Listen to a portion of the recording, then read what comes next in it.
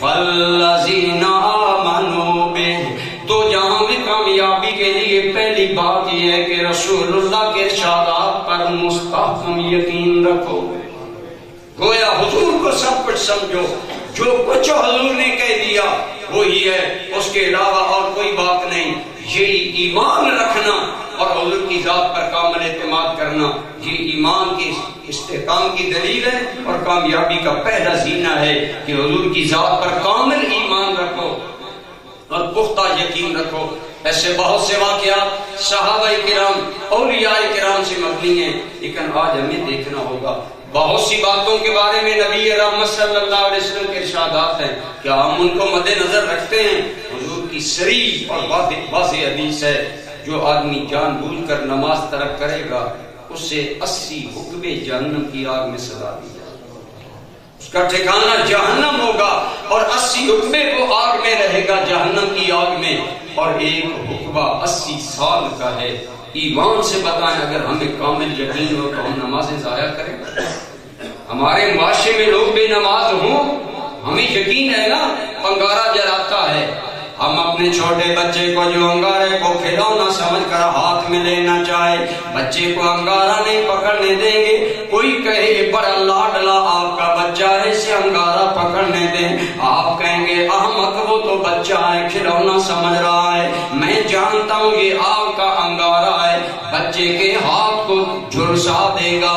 حیرت ہے آپ کے جلانے پر اتنا ایمان اور یقین ہے کہ اس کو مس نہیں کرتے، بچے کو ہاتھ نہیں لگانے دیتے، خود انگارہ ہاتھ میں نہیں لیتے. لیکن پیارے مصطفیٰ کریم صلی اللہ علیہ وسلم نے فرمایا جان بوجھ کر نماز ترک کرنے والا 80 حقبے جہنم کی آگ میں رہے گا. اگر ہمیں یقین ہوتا ہم کبھی بے نماز نہ ہوتے. لیکن اقبال نے کہا تھا سننے تہذیب حاضر کے گرفتار، غلامی سے بدتر ہے بے یقینی.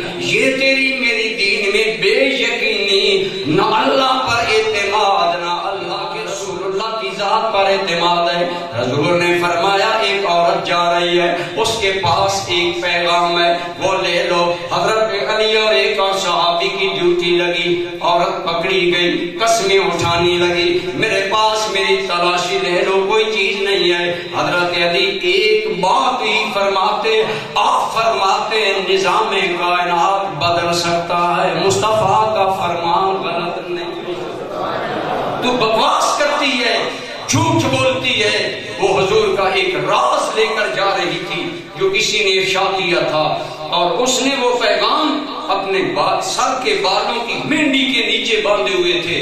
اسے معلوم تھا یہاں کوئی تلاشی نہیں لے گا. حضرت علی نے فرمایا بس پانی کر تو میں آخری موقع دیتا ہوں، یا وہ راز اگل دو یا علی کی تلوار تیرا سر قلم کر کے رکھ دے گی. جب حضرت علی نے یہ وارننگ دی اس نے وہ کھول کر راز سامنے کر دیا. صحابہ کرام کا کامل یقین تھا حضور کی ذات. اسی لیے ایک شاعر کہتا ہے حضور کی ذات پر اتنا اعتماد رکھو کہ تمہارا دل کہے یا رسول اللہ میری توحید بھی تم سے، عید دید بھی تم سے، میرا ایمان ہے کلمہ تمہارا یا رسول اللہ. جو حضور کے منہ سے نکلا وہی میرا ایمان ہے اور وہی میرا ایقان ہے، وہی میرا یقین ہے.